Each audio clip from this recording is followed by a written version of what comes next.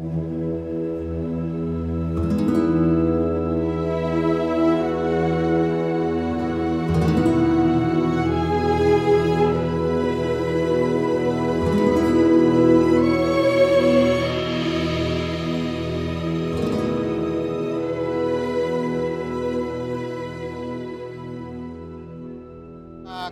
তারিখ হিসাব করছিল, কারণ এই সরকারের এখনো 1 মাস হয়নি। তারা 1টা মাস পার করুক, আমরা একটু দেখি তারা কি করেন। আমরা যে সমস্ত পরামর্শ দিয়েছি সবাই মিলে, বিভিন্ন দল মিলে, সেটা তারা কতটুকু বাস্তবায়ন করে, প্রত্যাশার আলোকে কতটুকু চলে। তবে এটা বুঝতে পারছেন যে 15.5 বছরে সবগুলো সাংবিধানিক প্রতিষ্ঠান ধ্বংস হয়ে গেছে এবং জায়গায় জায়গায় অনেক সমস্যা সৃষ্টি হয়ে আছে। এর সংস্কার লাগবেই। এই সংস্কার না করে যদি একটা ইলেকশন দেওয়া হয়, এটা অর্থবহ ইলেকশন হবে না। এই জন্য তাদেরকে যৌক্তিক সময়টা আমরা দিতে চাই, কিন্তু এটা আবার দীর্ঘ হোক সেটাও আমরা চাই না। এই জন্য আমরা শব্দটা ব্যবহার করছি যৌক্তিক। সেই সময়টা কত হতে পারে এটা ইনশাল্লাহ আমরা সামনে বলবো, আমরা সব দিক দেখেই এই কথাটা বলবো। এবার বলছেন যে অনেকে ধারণা করেন যে আমরা তো ইসলামী শাসনের পক্ষে কথা বলি, তো ইসলামী শাসন দেশে কায়েম হলে মানুষের অধিকার খর্ব হবে। আমি দৃঢ়তার সাথে বলছি যে ইসলামী শাসন কায়েম হলেই মানুষ এই দেশের বসবাস করে গর্ববোধ করবে ইনশাআল্লাহ, সকল শ্রেণী পেশা এবং ধর্মবর্ণ। আপনারা ইতিমধ্যে দেখেছেন যে এবারকার এত বড় একটা পরিবর্তন হয়ে গেল। এরকম পরিবর্তন যে সমস্ত জায়গায় হয়েছে, হাজার হাজার কোটি টাকার সম্পদ বিনষ্ট হয়ে গেছে, কিন্তু সেই তুলনায় যা হয়েছে এটার জন্য আমরা মনে করি যে এটা হওয়া উচিত হয়নি। আর যা হয়েছে তা অন্য দেশগুলোর তুলনায় কিছুই হয়নি। এর কারণ কি?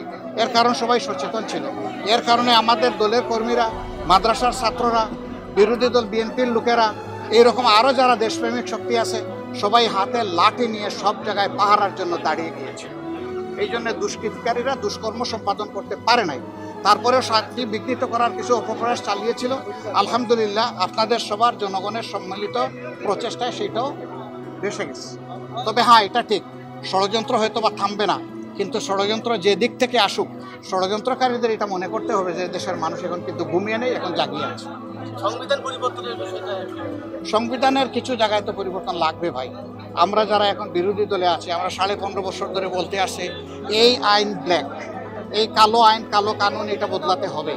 এখন দেখা যাবে অতীতের অভিজ্ঞতা বলছে যে দলীয় সরকার যখন ক্ষমতায় যায় তখন গড়িমসি করে, এগুলো বদলাতে চায় না। আমরা চাই যে এই সরকারের হাতেই সব জঞ্জাল পরিষ্কার হয়, যা দরকার, যতটুকু দরকার একটা সুন্দর সভ্য দেশ গড়ার জন্য আর একটা অর্থবহ গণতান্ত্রিক পদ্ধতি চালু করার জন্য যা দরকার সব করা হোক। ইসরায়েলের প্রতি আপনাদের কোনো মেসেজ আছে কি? আমরা 2 জায়গায় মেসেজ দিয়েছি, বা 3 জায়গায় বলতে পারেন। আমরা জাতির কাছে আহ্বান জানিয়েছি যে এই ধরনের অপকর্ম কেউ যেন না করে, এটাকে আমরা অপকর্ম বলবো। 10 জন দোষীর সাথে একজন নির্দোষ মানুষকেও যদি ইচ্ছাকৃতভাবে হেরাস করার জন্য আসামি করা হয়, পুরাটাই দোষী আমরা বলব। আমরা বলেছি এই কাজ কেউ করবে না। আলহামদুলিল্লাহ আমাদের সংগঠনের মামলাগুলো আমরা বলে দিয়েছি যে আমরা সবচেয়ে বড় নির্যাতিত দল, কিন্তু এর মানে এই নয় যে যারে তারে আমরা মামলার আসামি বানাবো। যে সত্যিকারেই মামলার আসামি হওয়া উচিত সে আসামি হবে।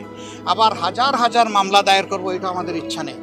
আমাদের ইচ্ছা হচ্ছে একটা মামলাই একজন অপরাধীর শাস্তির জন্য আমরা যথেষ্ট মনে করি, শিক্ষার জন্য যথেষ্ট মনে করি। এই জন্য আমরা ওই রকম ঢালাও মামলাও করব না, আর ঢালাও আসামিও বানাবো না।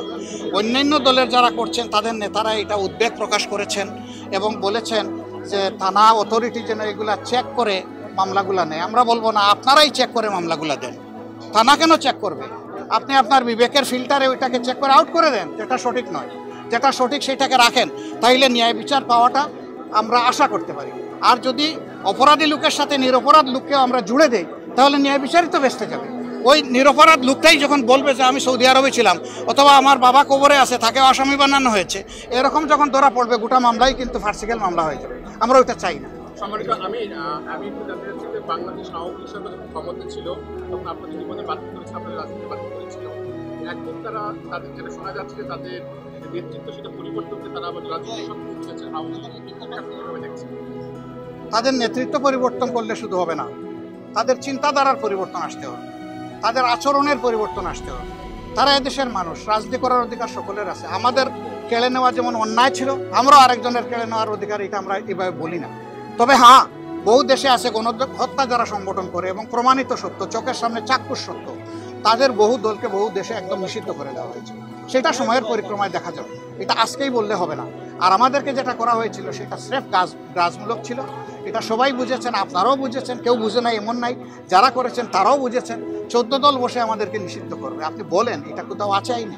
এই এখতিয়ার কেউ দিয়েছে তাদেরকে? আমি বলতে পারবো যে আজকে জাসদ নিষিদ্ধ, এই বলারও অধিকার আমার আছে? এটা একটা রাষ্ট্রীয় ব্যবস্থাপনার ভিতর দিয়ে যায় অথবা আইনি কাঠামোর ভিতর দিয়ে যায়। তারা কোনো কিছুরই পরোয়া করেন নাই। আসলে ওই সময় দরকার ছিল ছাত্রদের গণ আন্দোলনকে দমন করার জন্য অথবা অন্যদিকে এটার মোড় ঘুরিয়ে দেওয়ার জন্য। জামাতের ইসলামের উপর সর্বশেষ জুলুম করে যদি আমরা পার পেয়ে যাই তো আল্লাহ ছাড় দেন কিন্তু ছেড়ে দেন।